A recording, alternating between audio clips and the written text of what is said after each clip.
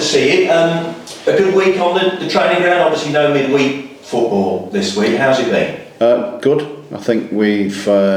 It's the first time we've been able to do that in season. So we've had a good week this week. Players have been good.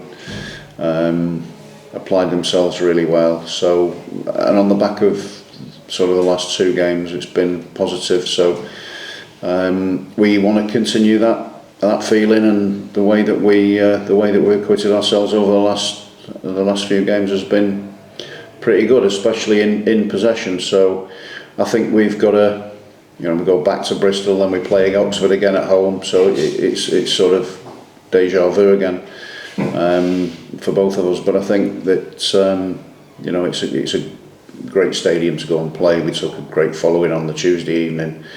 And I think obviously an early kick-off. I think people will follow us in great number again. So it'll be a really good game. And the fact you have played them so recently and won the game, psychologically, obviously, is a good thing, isn't it?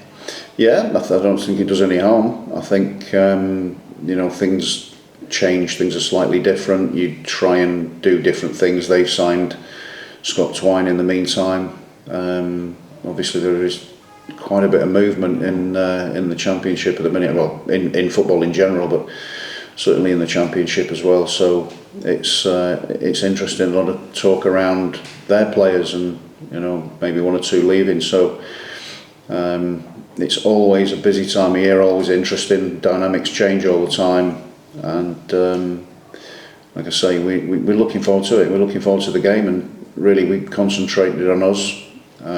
Whilst obviously having a keen eye as to where their threats were and will possibly be and come from tomorrow.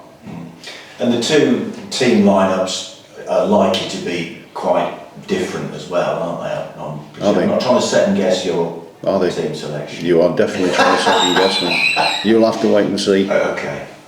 No, but you know what I mean. It'll be a slightly different dynamic with the cup and the league. Right? Well, yeah, the league is the league, the cup's the cup. Yeah. This is the cup's a one-off. The league's obviously 46-game season. This is the second time we've faced them in a week, so no game's the same. And this is another game where we've got to try and keep momentum and keep building those positive bits that are undoubtedly there for everybody to see, and like I say, it does no harm whatsoever winning games of football that help me with that, and it's been okay. It's been a decent start, but there are still areas we can improve. Ben Sheaf back on the grass. That's obviously great news for everybody that he's back out there again. Yeah. I think I've always said you need everybody fit, you need everybody firing, and especially somebody like Ben who's a top performer, really top performer. You miss players when they're injured, and like I say, you miss players when they move on and what have you. And Ben is one of those players that stats suggest that he's one of the best in the Championship anyway. So clearly, it's going to have an impact when he makes his return. And when is that likely to be? Have you got a clue yet? You'll have to wait and see again. I think really you're in the same boat as us. We don't quite know yet, but it's not far away. And Raphael, how is he at the moment? He's had a setback, and his thigh hasn't settled down, so he's going to be a while. It'll be a while, but we've got to use this time to make sure that he's physically in a good position. I feel for him, because it's really difficult. You come from the other side of the world on your own. You've made that move. Different new club, new environment, different type of football, intensity and frequency. We always speak about that when players come in, from wherever they come from. But this one is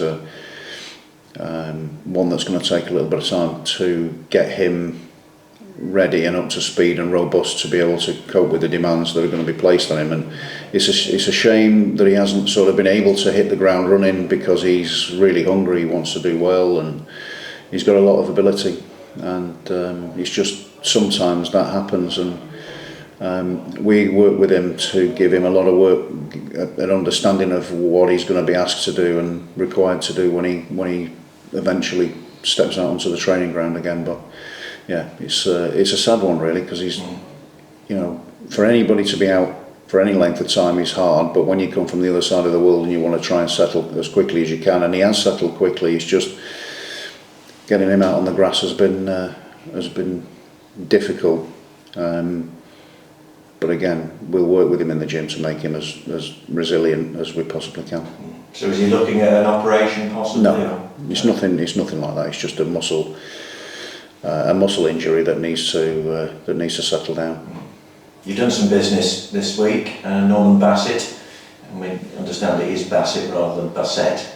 It's definitely Bassett, because the usual things are going to come out, and so let's not. He's called Bass. That's his name, Bass. He's called Norman, but he's called Bass. That's his name. So anybody wants to make any fun and jokes, then go ahead. But we've heard them all before. Okay, sounds a bit like a 1950s centre forward. But what do you like about him? Why have you brought him to the club?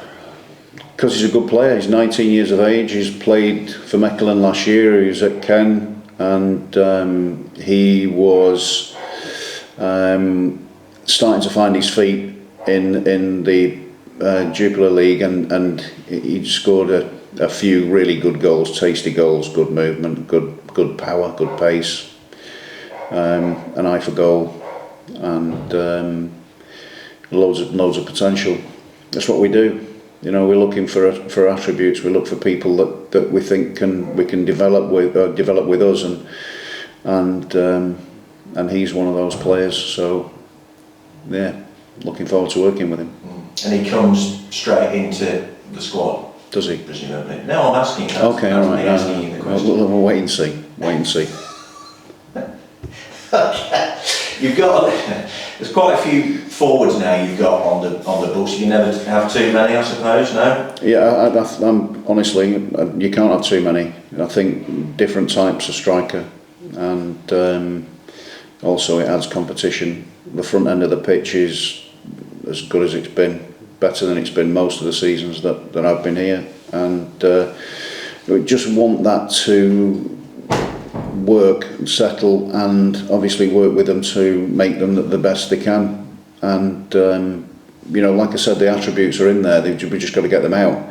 However long that takes, I don't know. They're obviously going to want game time. They've got to earn the game time, and then the competition starts to heat up. And but they're going to get the games. They're going to get minutes on the pitch, and then it's up to them to go and take it. But I think what it does do, it allows us some breathing space for injuries, and we're not you can work them, without any fear of injuring them or, having setbacks and things like that. Whereas in previous years, we've been relying on maybe one or two players, and then if you get an injury, it's a really key injury, and you don't want to lose anybody at any stage, at any time. But we're just a little bit more of an insurance policy around that. But more than that, you've got players that are really good, capable, and want to progress. They're hungry as well, so that adds that other element in, and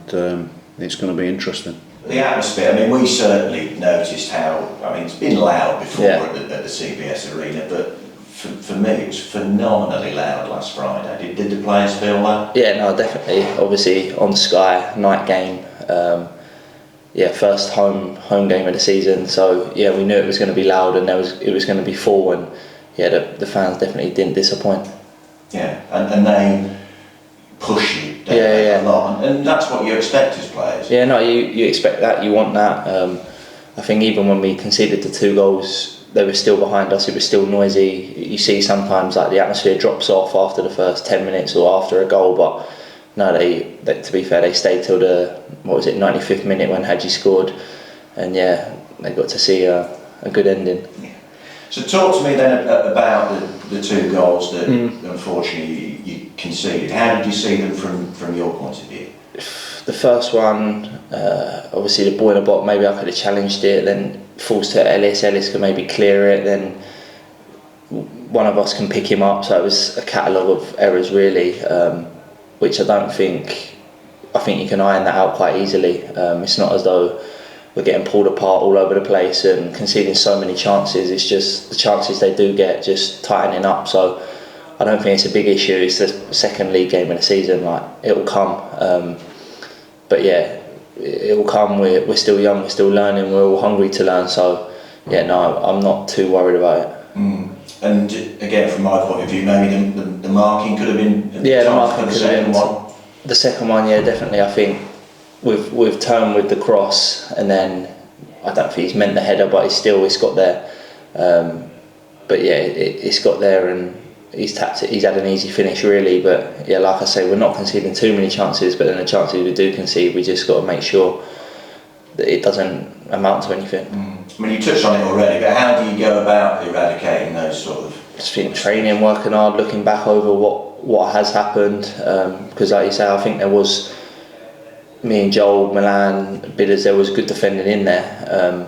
It wasn't as though they were creating so many chances after chance. It was, I feel like we defended well. Even the Stoke game, I think I had a few times where I was 1v1 with a few of their players and defended well. So it's not as though we can't do it. It's just looking back over it and making sure it don't happen again. And I mentioned earlier, I thought your partnership with Joel for that game was, quite impressive actually throughout that 90 minutes. How did you feel it went playing alongside Joel? Yeah, no, I felt comfortable. He was obviously captain on the night, and we were talking to each other throughout. I know even at half time we go in and talk about like more so what we can improve, just us two. So yeah, no, I get on with Joel off the pitch as well, so I think that helps. But yeah, nice. You need to form a partnership over a long period of time, like 2 games in. I think I was with Bobby in the first game and Joel in that game, so I like playing with all of them, to be fair, so everyone gets on, and I think that's important. And you two guys are the ones in possession of the centre-back berths at the moment. Obviously it was Bobby and Liam for the majority of last season, so they're obviously competition for your places, but does that sharpen your focus? I think so, but not even just the centre-back positions. Especially this year, there's competition all over. You look at the forward players we've brought in, there's a lot more strength there than there was last year, so I think everyone all over the pitch knows that if they're not performing, we're not getting results, there's someone else waiting. So that's definitely a good thing. It's good, healthy competition here, so we'll see how it plays out. Yeah, we kind of feel like we're a bit in Groundhog Day at the moment. Obviously we played Bristol City the other night, Oxford on Friday, Bristol City again, and Oxford again in the League Cup. But going back to Ashton Gate, having won there so recently, I said to the gaffer, psychologically that automatically gives you a lift, doesn't it? Yeah, definitely. I think it'll be a different game to the other night. They made quite a few changes, we made a few changes. Obviously the Cup and League games can be different as well.